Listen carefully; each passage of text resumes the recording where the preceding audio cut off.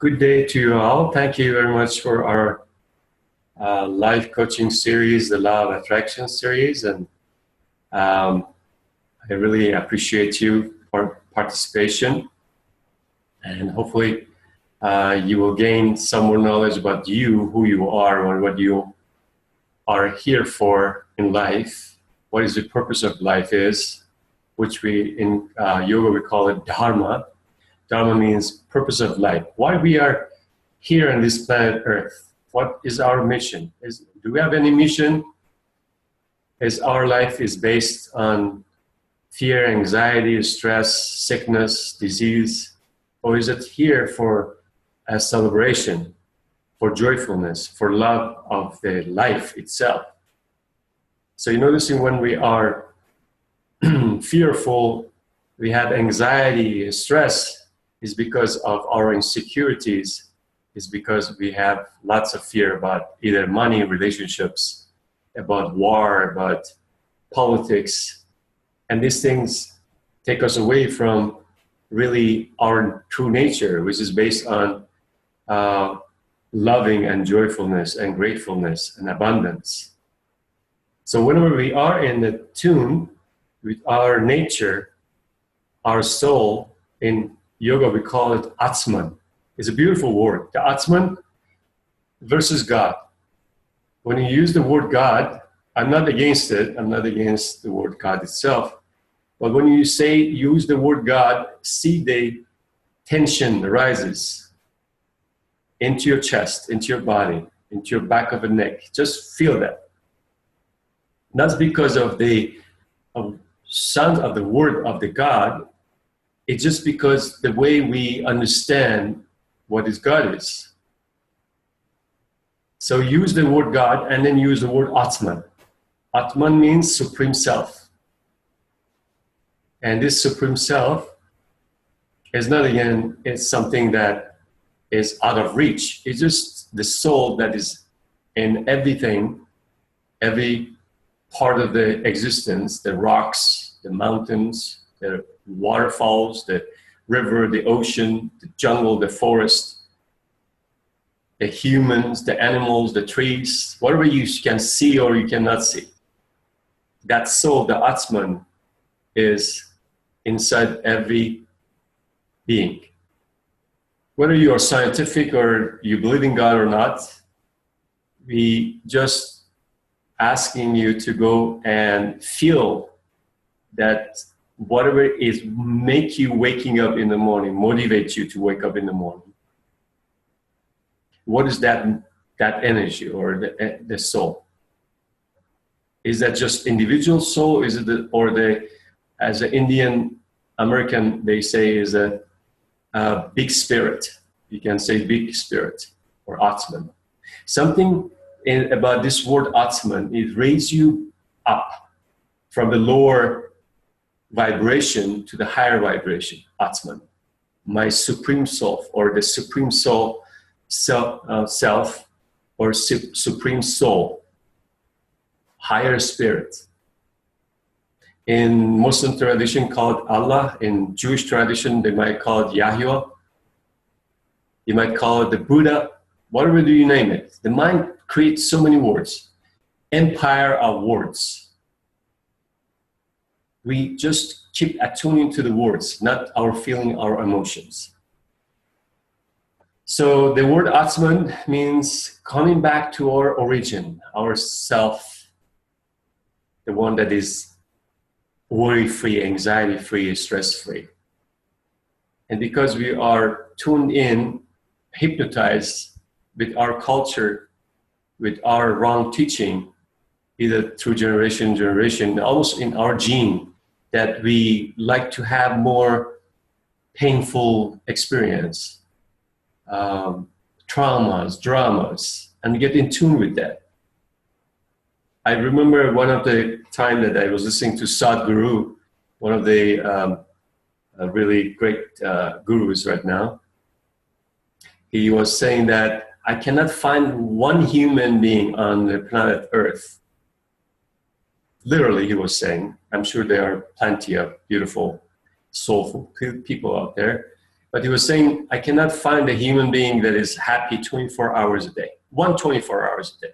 You don't need to do all of your lifetime. But can you be 24-hour a day happy? Because happiness is just like too far away. It's like a dream. In Indian word, they have a beautiful things. I'm sure you're familiar with that Maya illusion. The illusion of recreating this reality, which is included war, violence, uncomfortable situation, and we think this is a real thing. And the one that is offering you love, freedom, joyfulness, we call that dream. Isn't that amazing? We call the things that is real and natural, we call it dream or fantasy. And the reality that we see, the war happening and violence happening, we call that reality and the world. We live in it. So sometimes we have to get away from this word and tuning to our nature, to the Atman, to the soul, to the being. And again, I'm not against any other words. I'm just saying that there are other beautiful words that bring you a higher vibration. Say the word God and see what happens when you're saying the word God, and feel the emotions. Feel the feeling where it's going to be. When you say the word God, does the energy goes lower, or is it going to raise you up higher? And you're welcome if you feel with the word God, you're free, you feel good with that, use that word, you know. I'm not asking you to change anything. I'm just asking you to experience new things. So with that said, as I asked you to, the first video we did yesterday, I asked you to write down questions or ask questions every time you're waking up in the morning, especially because you're so fresh.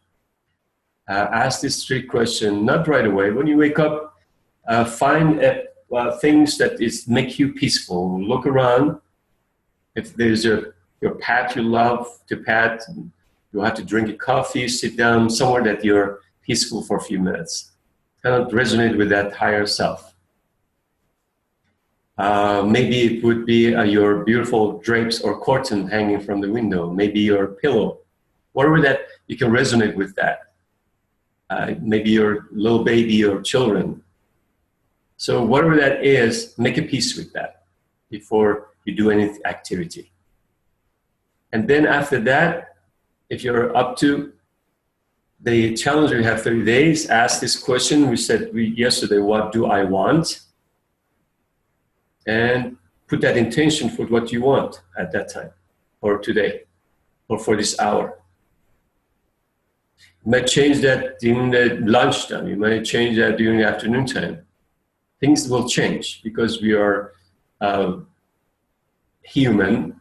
We will have a shortcoming. Things happens, but we cannot control the outcome, but we can control our thoughts. We can control sometimes the emotion that it takes us to somewhere that we don't want to be. And we're going to discuss this more when we discuss the vibration set. I have a little bit of a paper or the page that I talk to it every day. I look at it every day, and it shows me my vibration frequency field. And I talk about it a little more. So sometimes we might have a fear, shame, guilt, grief, and sometimes we might feel joyful and abundance and grateful. So these are vibration based on universal laws. Again, some people might not believe in law of attraction, and whatever you believe, your beliefs are who you are. So if you want to practice more to be awakened, we call it awakening yourself. Our Buddha was awakened man because he realized the Maya, the illusion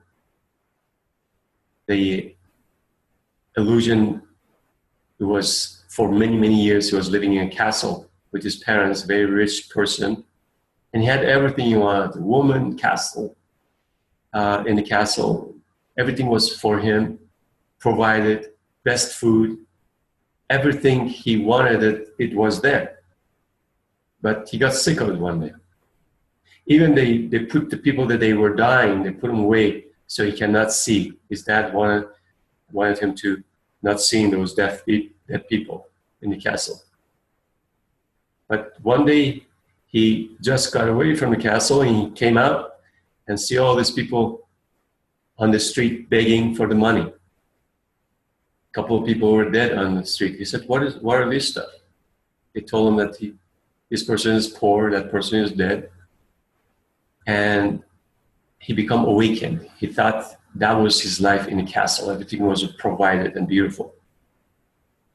So he started going to the mountains and deserts for many, many years. He tried to go to the gurus and teachers to learn something from them. And he noticed that they are external gurus. He couldn't find anything that really satisfied him. And he started to searching his soul. When you start searching, he found the answer, and one day he became awakened. That's what the Buddha comes. The word Buddha means awakened one. So what we're doing in here, we try to awaken ourselves. And it's not going to be easy sometimes because we are learned to be more miserable, be unhappy.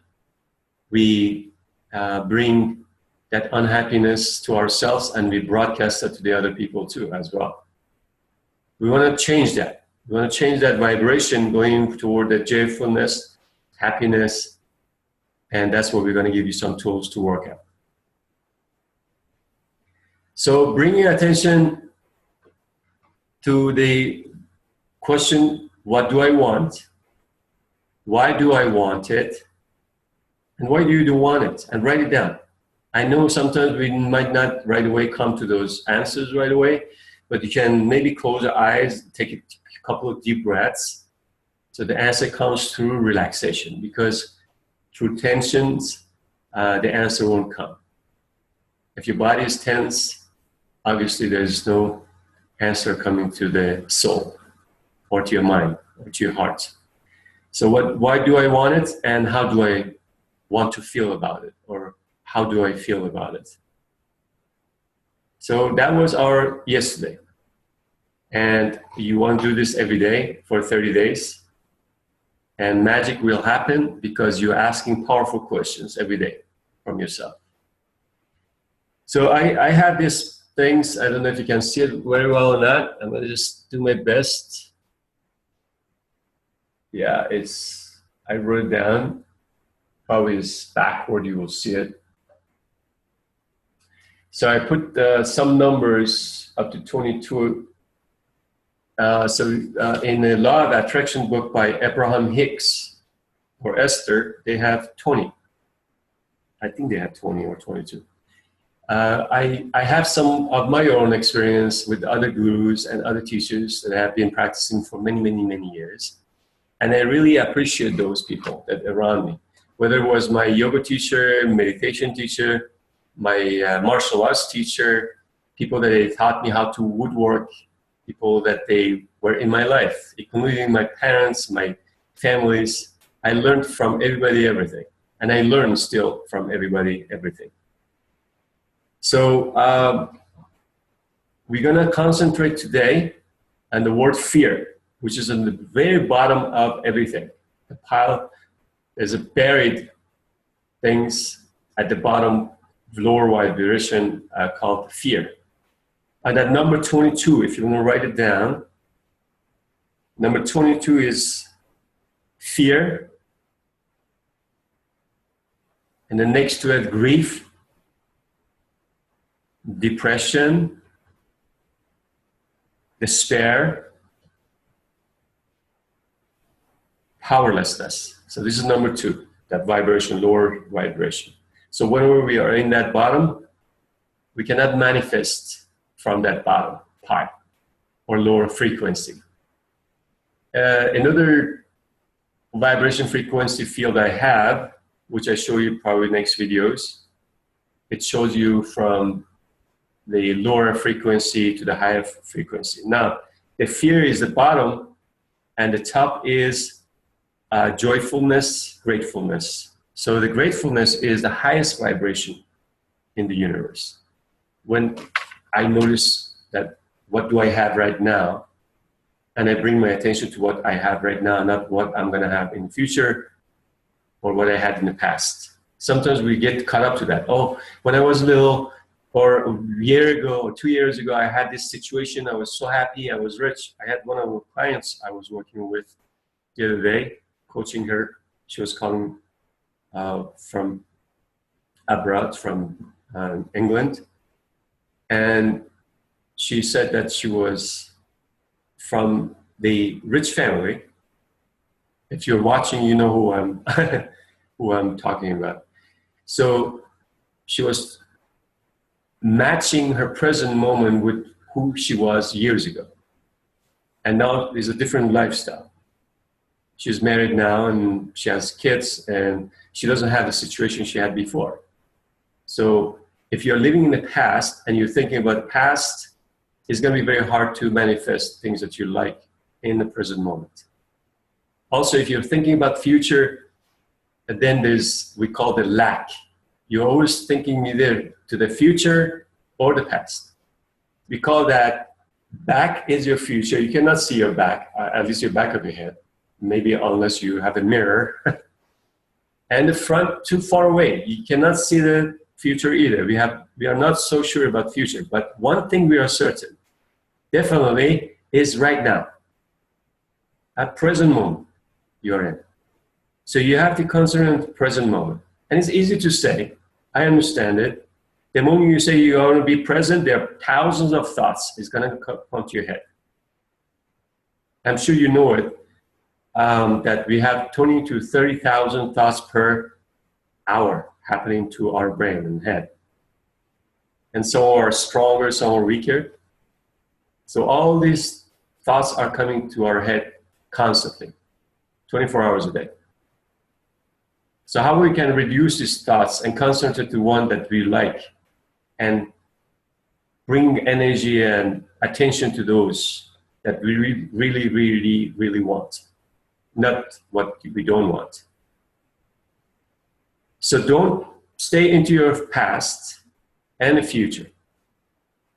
Sometimes we need to go to the back to feel a little bit better. I understand that. But especially if the past is painful. And we're going to teach you how to get away from the past, especially if it's painful drama or trauma, with the peace processing techniques, which we discuss it in probably about a week or so. But today we're going to talk about fear itself. So let's repeat that again, number 22, vibration. Fear is number one. The grief, depression, despair, and powerlessness. Let's talk about fear. Fear of not being sure what's going to happen in the future. Fear of money. And this is a big discussion about money. So sometimes we want money and we ask for have a large amount of money, or at least money that we are comfortable, so we're not living daily or paycheck to paycheck, or sometimes we borrow a lot of money, or we are in debt, credit cards piling up. I have my own story, which I went through it 8 years ago, and I went through from the losing my home. I had a job, very well paid. I lost the job, and there were so many things was going on wrong. And at that time, I was thinking like, what's going on with me? What's going on? And then I was thinking the next day that what's going to happen next? I was worried about it, and I was keep repeating that maybe a car accident has happened. What is next? I was so worried about it. And guess what? I put myself into vibration of negativity. And this is what you desire and is going to happen. Not desire consciously, unconsciously. I didn't want a car accident. But 3 days later, I was going to go and teach a class, yoga class, at one of the studio in Tempe, and boom, I had an accident. The car in front of me was lucky. They were, at least they didn't get hurt. The car wasn't that much damaged, but my car damaged. I had to drive my car for days with 5-cylinder. It was 6-cylinder, and it was shaky car. Then after a few days, I thought, oh my God, I'm bringing all this to myself. It's nobody else's, because I'm keep asking this stuff, consciously or unconsciously, because I have a very negative state of mind. So I start bringing positiveness. I said, everything is going to be okay. Everything is wonderful. I said, repeating the words, it's going to be great, or it's going to be wonderful. Then I didn't know that. It's going to be okay. Still, we're talking about future. It's going to be all right. Still is in the future. So I had to say, it's all right. It is all right. It is great already. So I'm bringing my mind, training it, or brain, to the present moment. And a few days later, I remember I started hearing from Arizona State University that they wanted a teacher. And one of my students, she's a wonderful woman. She was training with me in the yoga, Scottsdale Athletic Club. And she asked me actually, she said, Rasoul, would you like to teach at ASU? I said, oh my God, yes. I didn't say it like that, but I said, yes, of course. And I got hooked up with Arizona State University. Then another teacher, or another yoga studio owner, was opening the yoga studio in Chandler. And one of my students that she was taking my classes told her, if you want to, have a teacher, Rasoul is available. So through two people that I didn't know where it was coming, I had no idea, I didn't apply for that. They introduced me without I know it to other people. They connected. So I didn't have any effort in that. But because I was a state of positive mind, things happened.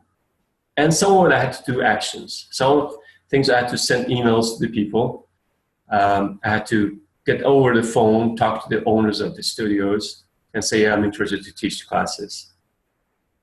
So things happened because I was now in a state of positiveness. And things start opening up. I got more money than I was making before at my full-time job, and I was working 2 or 3 jobs.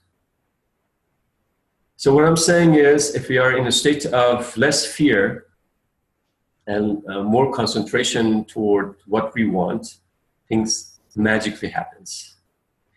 So fear of money is something that you have to look at it and face it. You cannot suppress it. You cannot put it down and say, I'm not going to face it. Probably a few times I post on my Facebook about fear. You can say face emotion and run, get away from it. You don't want to deal with it. Or face emotion and rise, open up. See what those fears are about. Ask questions, because questions bring awareness. Ask your fear, where are you coming from? Is it from me or somebody else? Is this fear is based on something that fabricated by the mind? Or maybe I picked it up from people around me?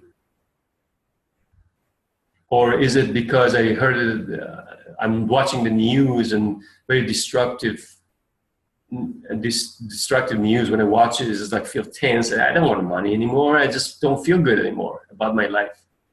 Is that based on that? So you have to ask questions to become clear about that. And really, close your eyes when you're asking questions, so you're not externally disturbed by things around you. Maybe lay on the back. If you need to, sometimes you play a nice little meditative music so you can go deeper to your clarity, finding the answers to the questions. So fear, where the fear comes from, you ask the question. Is this the fear from me, or is it adopted from other sources? Is it from the news? Is it from TV? Is it from my mother? When I was a little child, I had the same experience with my parents. They had to argue, and it's part of life, they didn't know that, about money. And they're putting the rich people down. So when you hear these things, it stays with you, it becomes an obstacle, it becomes blocks. And many, many years passes, 30 years, 40 years, and you still have that blockage into your body, stored somewhere. So we need to release those with practice of clarity, with awareness toward the fear.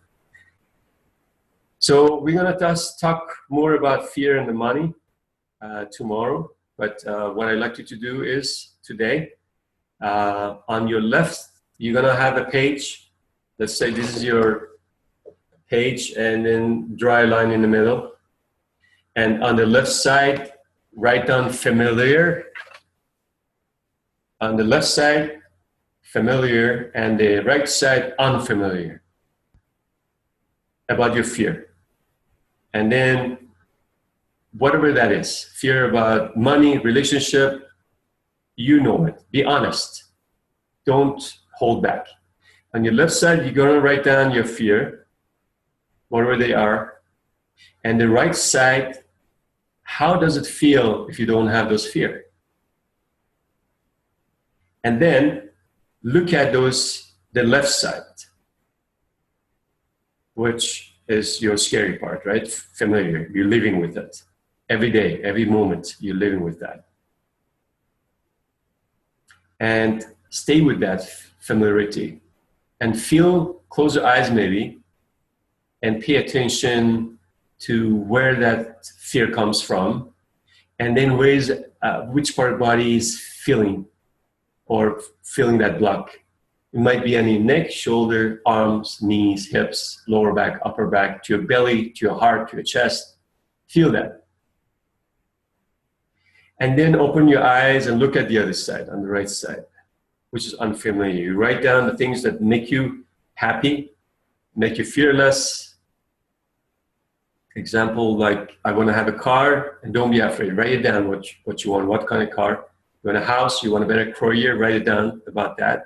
And be fearless. See it happening already. You're already in it. So from the fear to fearlessness. From familiar to unfamiliar. That's unfamiliar is the one we're going to concentrate more a few sessions later with the peace processing. So when you're paying attention to the left side, feel where the body tense up. Neck, shoulder, as I mentioned, which part of the body is more blocked and more stressed? Like there's a weight into that part. It doesn't let you go. And then when you're reading the unfamiliar, the one that you want to be fearless and the one things that you want to have in your life, and feel that, see if that releases those blockages that you had. Okay? So stay with those feelings, emotions, and concentrate on that. For practice every day. It's little things. I'm not asking you to do it like all day long, whenever you have time. And you can do it at night before you go to bed, middle of the day, in your car, not in your car, but somewhere that you're comfortable practicing it. So we got the practice of fear, and then those 3 questions that we do for 30 days. What do I want? Why do I want it? And how do I want to feel about it? So that's 2 practice. Add on to it. And it's good. I promise you, if you keep doing this, things happens, and then your thought pattern changes. And I'm sure you heard about a habitual change. If you have a habit, it can form toward a good habit, paying attention to your familiar emotions and unfamiliar ones. You're going to consider an unfamiliar for 30 days or 21 days, 3 weeks. I would say 30 days.